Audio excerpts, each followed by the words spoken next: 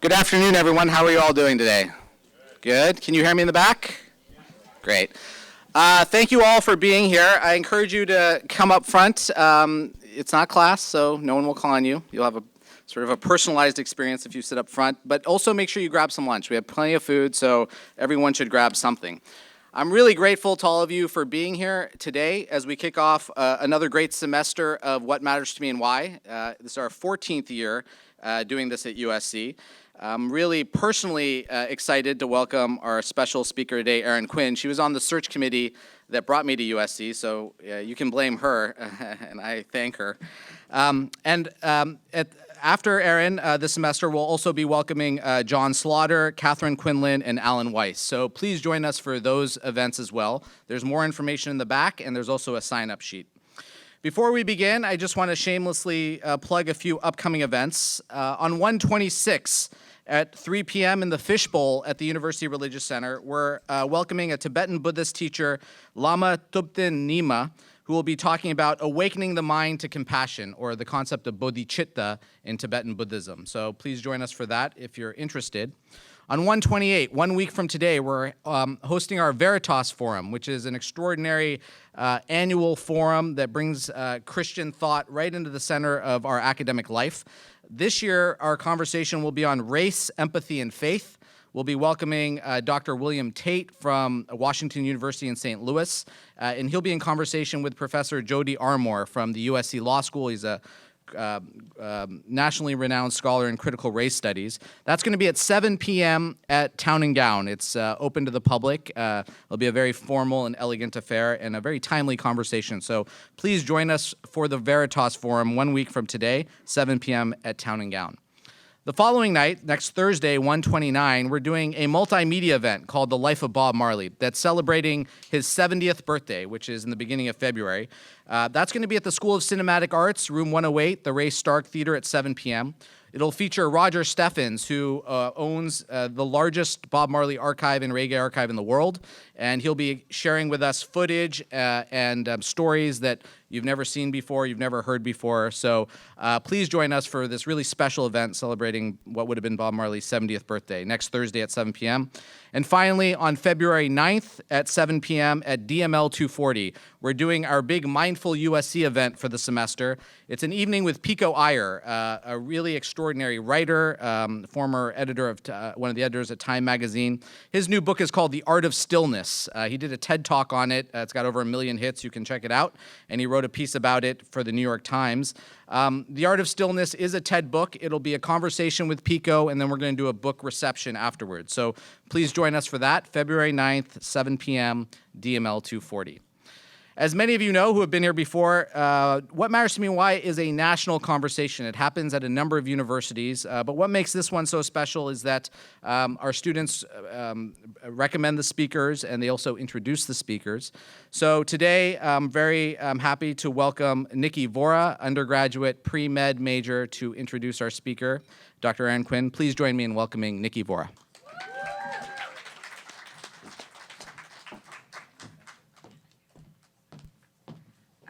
Thank you.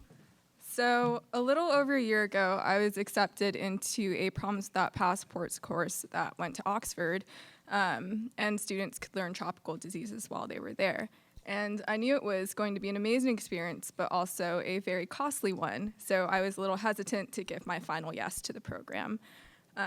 Until Dr. Quinn, who is the head of the program, called me into her office one day to discuss the research I would conduct if I did agreed to go on the trip. At the time, she had just become the Associate Dean of Science and Health at Dornsife, and for a long time had been the Dean of Admissions at Keck Medical School.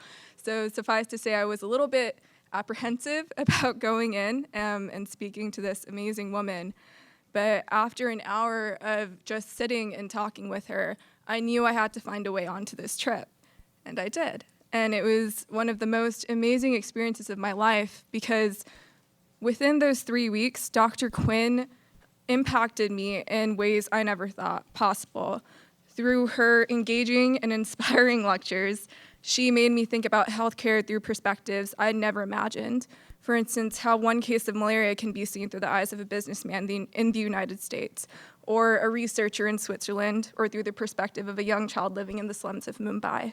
She also made me evaluate who I wanted to be as a physician in the future, what I want to focus on, and who I want to focus on.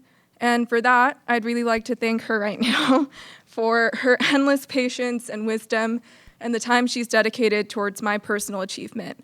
Whether that entailed sitting with me for hours and watching Downton Abbey because she needed to make sure that I understood the glory that is England, or just taking the time out of her day to listen to me talk about my dreams for the future.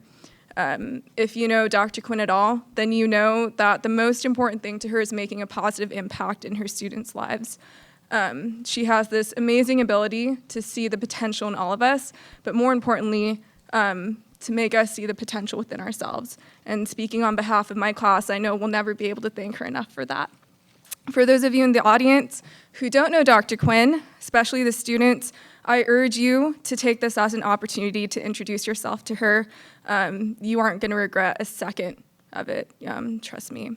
And with that, it is my utmost pleasure inviting Dr. Quinn to the stage to kick off this semester's What Matters to Me and Why.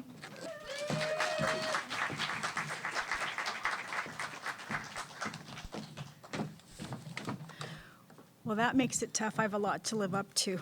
But anyway, I'm going to try to keep this simple. So thank you. I'm going to put my glasses on too. Thank you, Dean Soni, and my dear Nikki, for your kind introduction. It's such an honor to be asked to share what matters to me and why it matters to me. Everyone who knows me, and that would include the 1,000 students that I've worked with over the past 25 years, and my 3 children, know that I was definitely blessed with the Irish gift of gab, so I will try my best to stay on track, which is why I wrote this all down, because I do love to tell stories, and I do get off track easily. Taking the time to think about this talk has been very special. These past few weeks, in fact, this past month, has been hard for me as 3 people that I have cared about deeply died suddenly, and I have spent a lot of time thinking about their lives, their contributions, and what they each meant to me.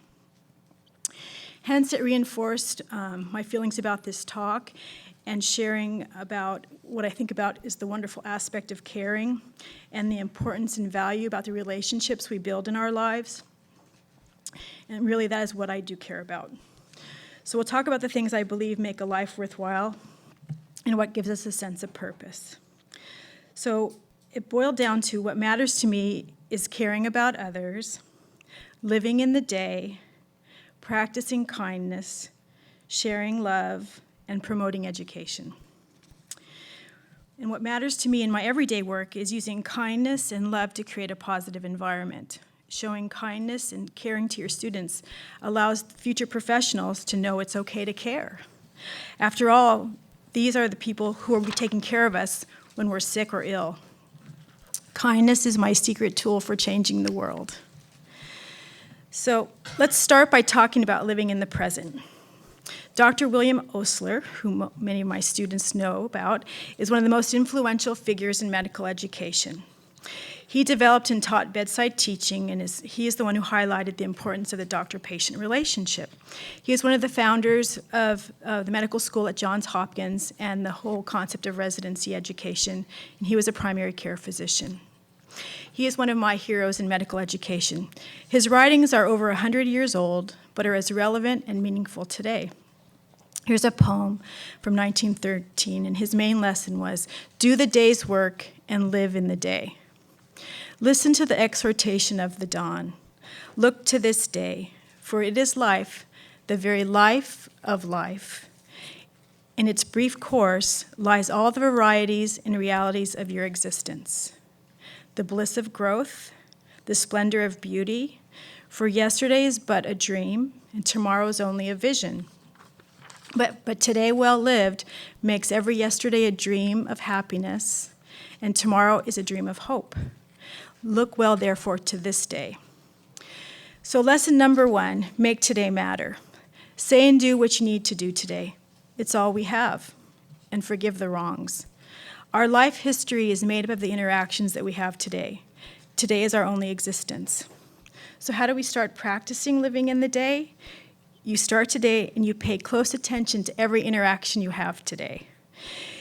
Use the same skill you would use to start a long journey. First, put on comfortable shoes and start heading in the right direction. Include into all your interactions the fundamental human values: trust, patience, loyalty, and gratitude, and forgiveness. The second concept that really matters to me is caring about others. If our life is to be of value, we need to foster our best human qualities: warmth, kindness, and compassion. Caring about others includes caring about yourself, giving yourself permission to slow down and notice the world around you.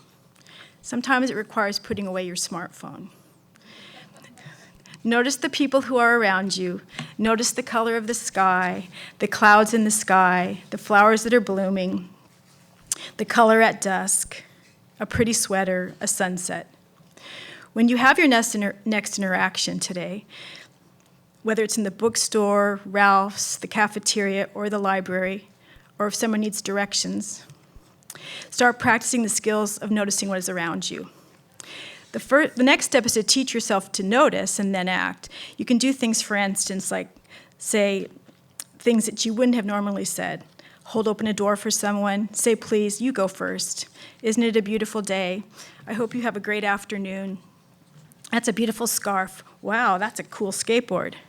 Pretty soon you won't be able to stop. People will actually look you in the eye and say thank you.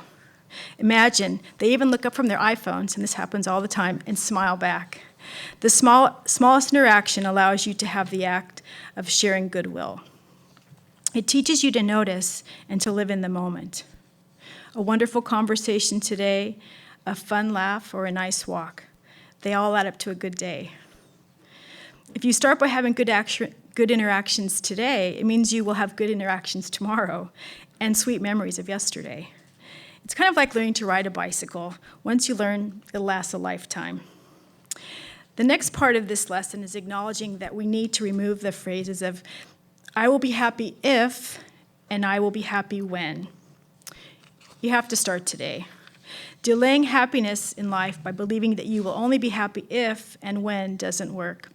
I'm paraphrasing the Dalai Lama, who says, if a person is so anxious about the future that he does not enjoy the present, the result is that he does not live in the present or the future. He lives as if he is never going to die and then dies having never really lived. More money, a bigger house, an expensive automobile, these things do not create happiness. They're nice to acquire, but you have to know the experience of what it means to get there. Life is enjoying the aspects of the day in which you are living, experiencing your existence. This really does bring true happiness. What I'm advocating is, in a sense, is moving in the right direction on this journey of yours. So while you're dreaming about visiting Paris, you want to enjoy the California desert, the Pacific Ocean at your feet, and the sushi right here in Little Tokyo. There's so much right here around us.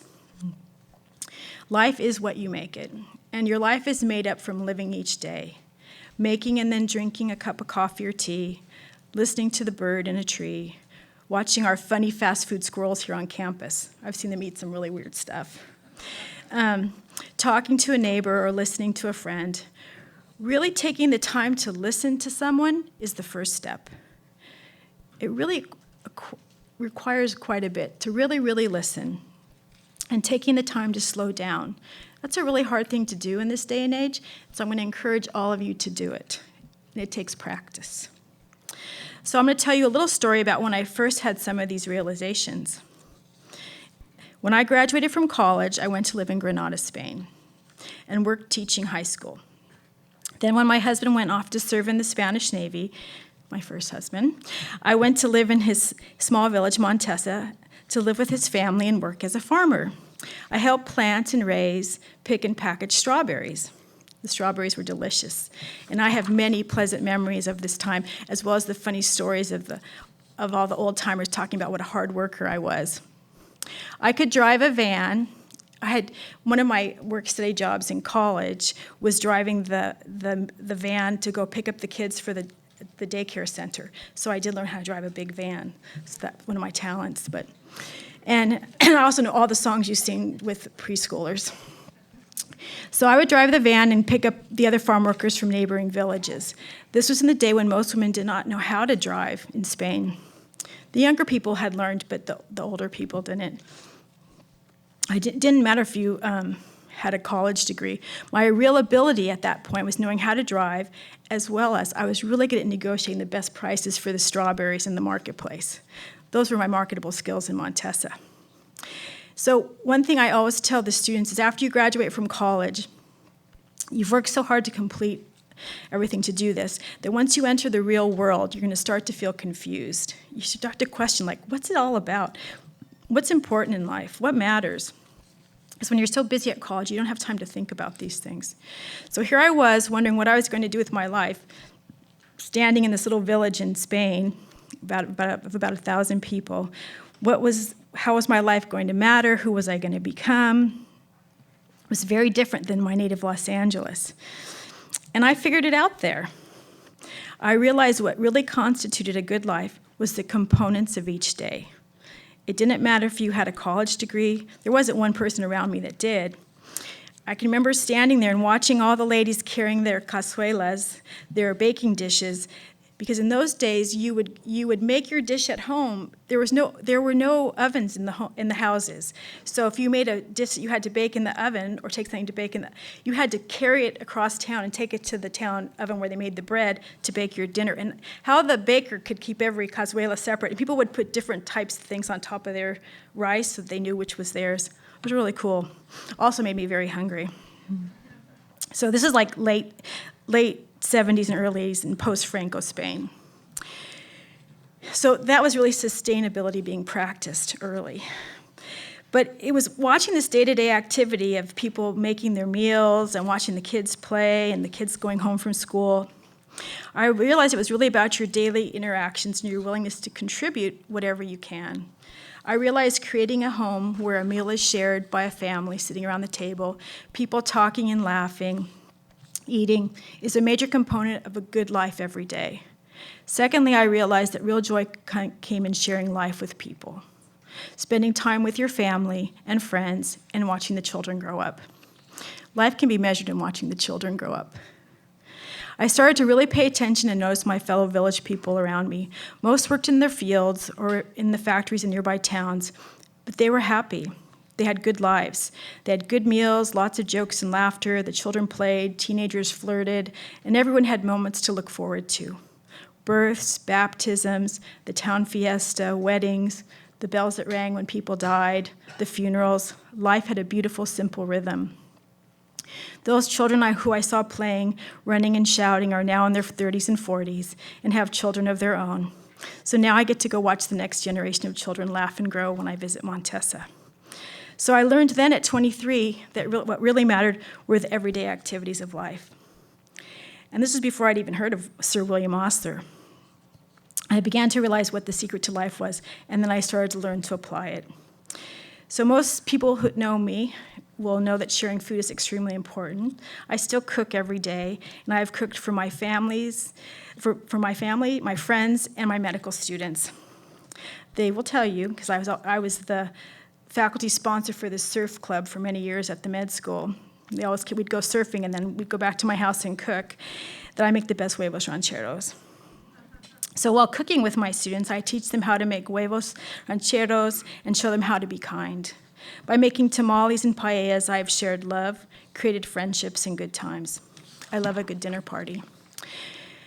I now get to watch my former students who are physicians practicing kindness and caring, and when they call to tell me a story about an interaction they had with a patient, I realize I've done what I needed to do on earth. So the third thing that matters, the value of love. And I mean love, not sex, although that's good too. But the more you give, the more you will receive.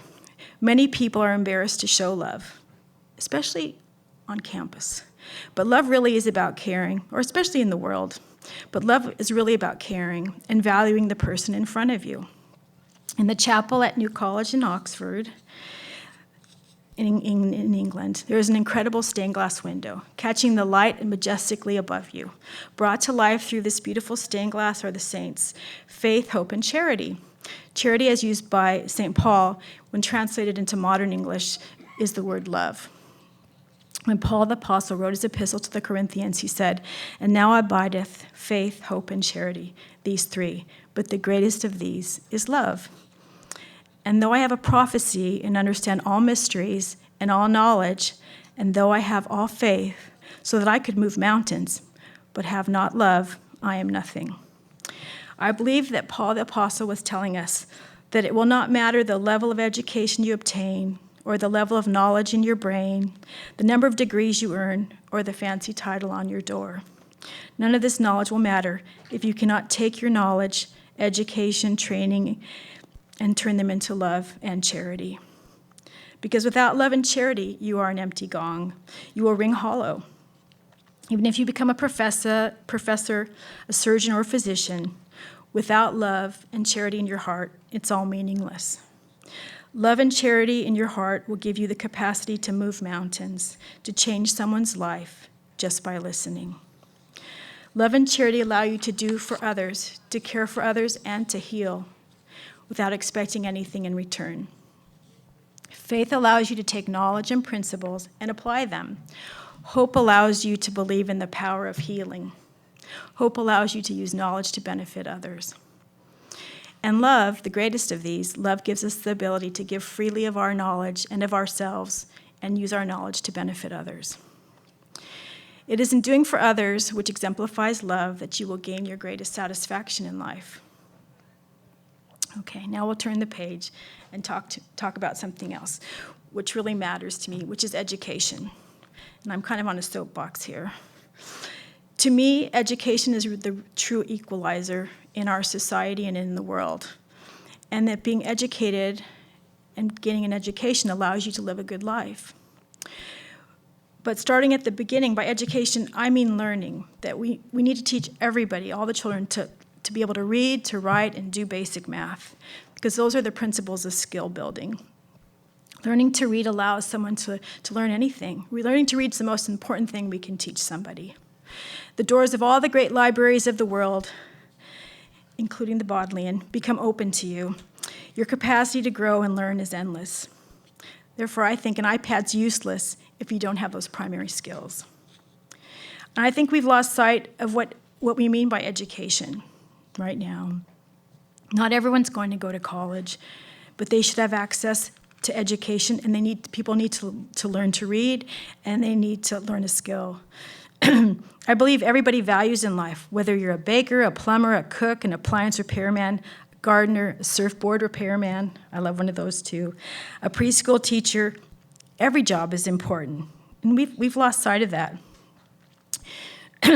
Years ago, I did a study on pregnancy prevention in East Los Angeles. And one of the things I found out is that, I knew this in a sense, but I even found out more, is that it used to be if you didn't make it through high school, or you made it through high school, you could go get a job working in Van Nuys at the car assembly line, you could work at the broom factory in Santa Fe Springs, you could make hair dryers, you could make toys, there's furniture factories in Norwalk. I mean, there's places to go.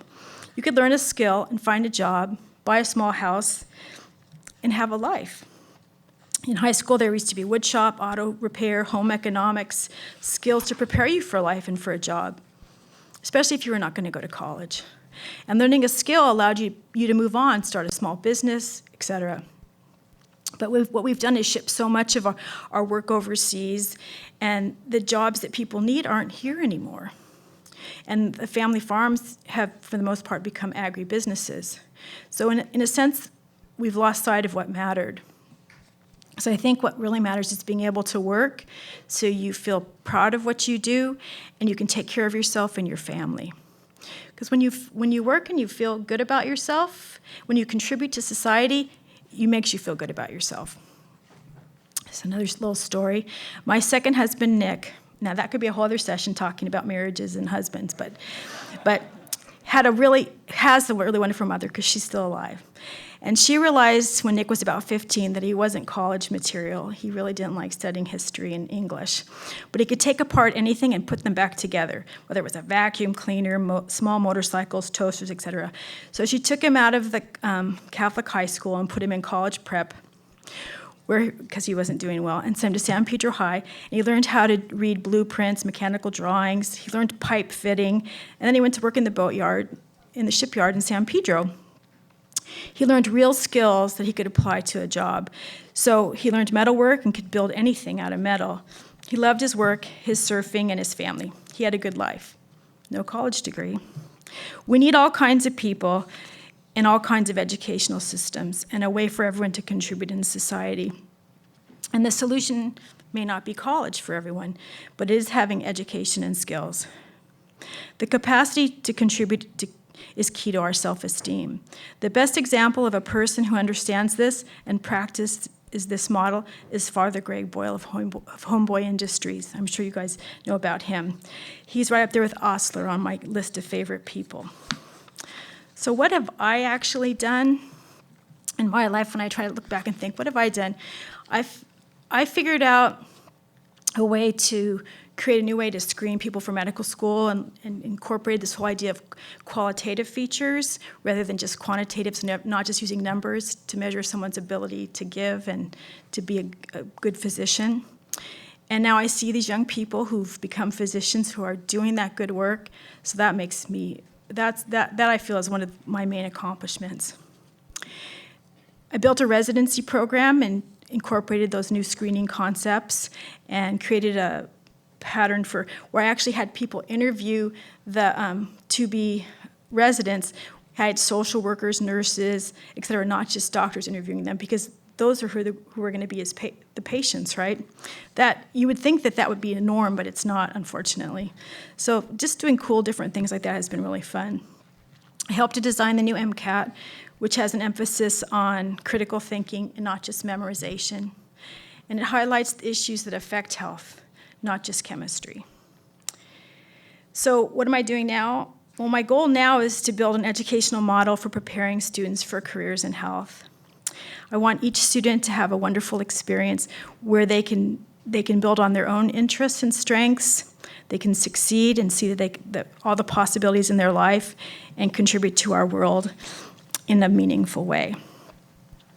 So what matters to me is doing my best work every day and creating a better world through what I do. Dalai Lama says that his religion is kindness, and I agree. To have a life that has value, we need to foster the human qualities of warmth, kindness, and compassion. If we do that, our lives will become more meaningful, happier, and more peaceful. By fostering kindness, we will make a positive contribution to the world around us. So what I ask you to do is be kind. By the way, Dr. Osler also hosted legendary dinner parties. We visited the dining room in Oxford. Thank you.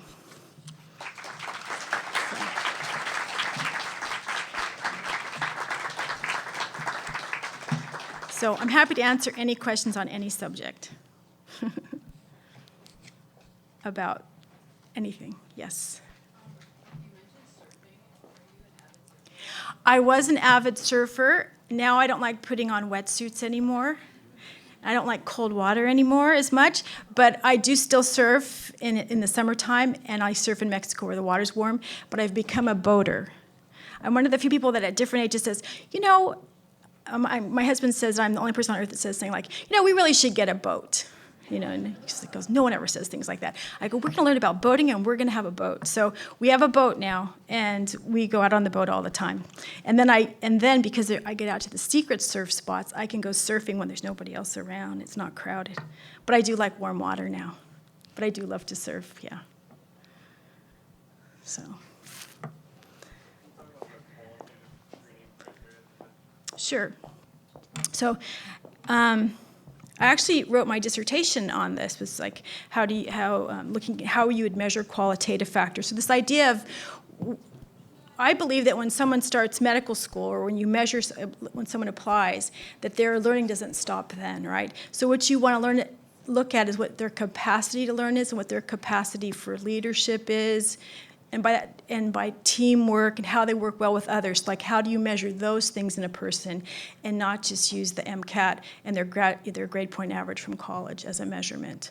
So I created a thing which of course cardinal and gold was what I called it at USC. But this idea of how do you measure these other things that they've done in their life, what they've overcome. So I've had many students that were the first in their family to go to college, had to learn English as their second language, worked full time while they were undergraduates and still managed to do really well in college. You figure if they can do that, when they come to med school, they're going to do just fine. And believe me, they did just fine. And now they're practicing physicians. So the light's right on me, so it's hard to see. Go ahead. Somewhat related, you were talking about adding critical thinking. Right. How did that come about? What exactly? Well, just there's so much in medicine that, and in life, is to being able to really think about what's going on around you. What are all the things that are impacting somebody that are affecting their health? And so the idea would be is that just because you're good at memorizing chemistry and putting that back on an exam, like the MCAT exam, doesn't necessarily mean that you're going to be good at figuring out what the problem is. How do you take all these different things that are going on and create a diagnosis and work with a person? So critical thinking skills are really important in medicine. And they weren't being measured. Can you tell us a little more about what you're doing now and you're trying to do for undergrads here? Well, I am a program, so that's interesting. But what I'm trying to do is, the new dean, well, he's not that new, I guess now, at Dornsife, Steve Kay, who's a very interesting person. He's a biologist, but he really wanted to see that we created a different venue, in a sense, for students going through as undergraduates in the college. There's so many interesting things for students to study. And we had a program here at USC called the Baccalaureate MD program that Dr. Geller and I ran for many, many years. And that idea was it was as a medical humanities program, and students could come in and study music and history and art or whatever they wanted to, and take the sciences along the way. And people could take the semester abroad and do different things. And the idea was, grow as a person, figure out who you are, then you'll be the best candidate for medical school. So in a sense, I think I'm trying to recreate that, but for a larger group of people. Because we had a small group, only about 25 students per year in that program, and I really wanted that experience to be something that any undergraduate that came to USC could do. There's so many cool things in LA, so every student could have an experience in research, have an experience doing clinical work, and learn languages, et cetera, and just be able to do a lot of interesting things and really have a fulfilling undergraduate experience before going on to graduate school in whatever area they decided. So we're doing it. We're doing it. It's slow but steady. We have some new courses coming on board. And one of the first things that we did that we wanted to do was, and Dr. Geller helped with this, is we had, with the new MCAT starting, which starts this spring, was develop new courses that would incorporate using statistics and critical thinking skills into in the classes. So we've done that, and there's 4 new courses on campus that prepare people for the MCAT that started this past fall. Yes?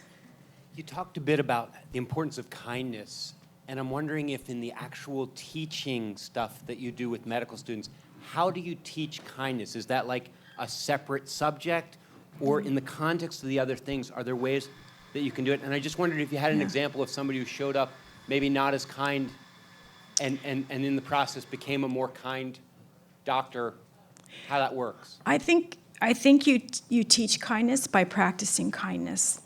And the example of something that happened recently is that one of our Keck graduates, who's now in practice in Oxnard, described going into work early. This is about 2 weeks ago, because she wanted to get her charts done.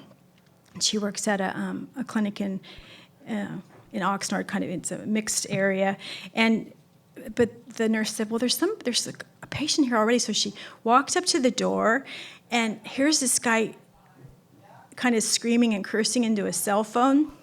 And she goes, okay, just give me grace. So she walks in, how can I help you? And he had killer tattooed on his forehead. So that kind of gave her a sense of something that was going on. And she said, well, how can I help you? He says, well, I've got this pain in my shoulder. But then she just started asking him some questions, and it turned out he'd been in Folsom for 20 years. He just got out. His 3 brothers had been murdered. His mom died while he was in prison. He didn't get to see her again. They talked for an hour. By the time he left, he didn't want pain pills, and he didn't want to go. He was on the phone call because someone wanted him to come murder somebody, and so he cried to Victoria, explaining that if he went back into that life, he'd end up in prison for the rest of his life, and he didn't want to do that. And so they had a conversation where she just listened, and he cried, and he left going, "Thank you, doctor. Thank you, doctor. Thank you." He was just crying, and so, you know. We're both praying that he finds that place where he can get, move on in his life. But she didn't heal him by giving him a pill. She healed him by, no one had listened to him for a long time. She just listened. And that's what a good doctor can do. So, but I do believe that it's by you showing kindness that they learn kindness. And over the years, that's the most important thing I did at the medical school by showing kindness, I taught kindness. So.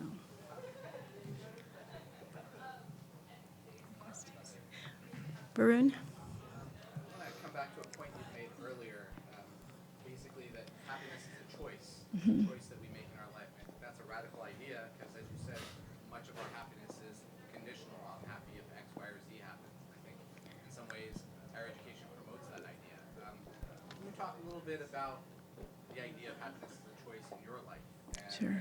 Maybe in the lives of your students? Okay.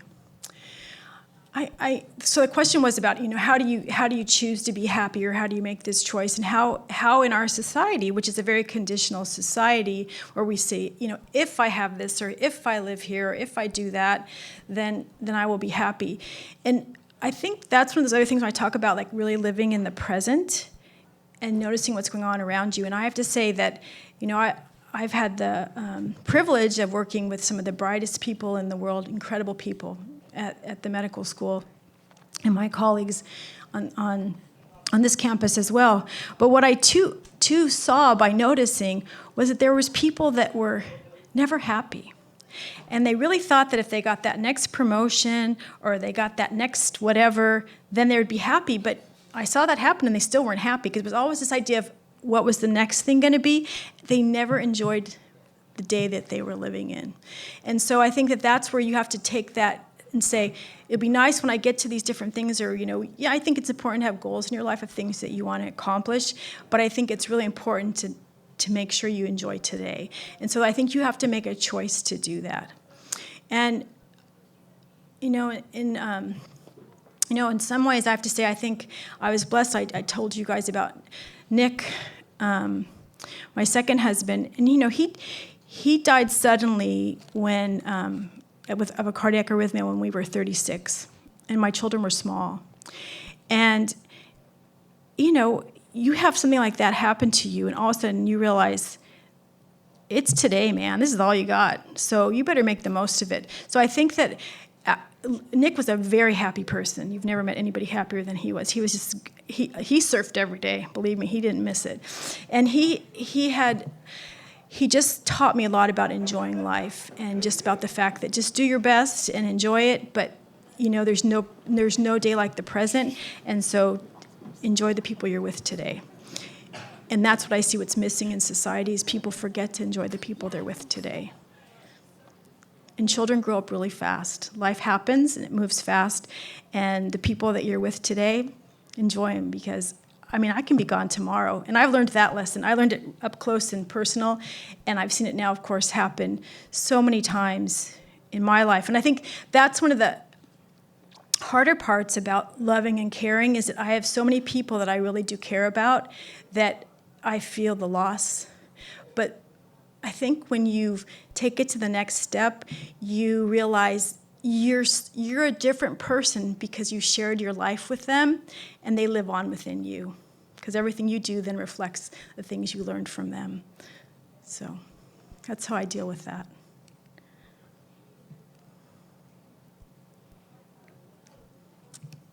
Is that it? I can't really see that well, but more hands. Well, thank you very much.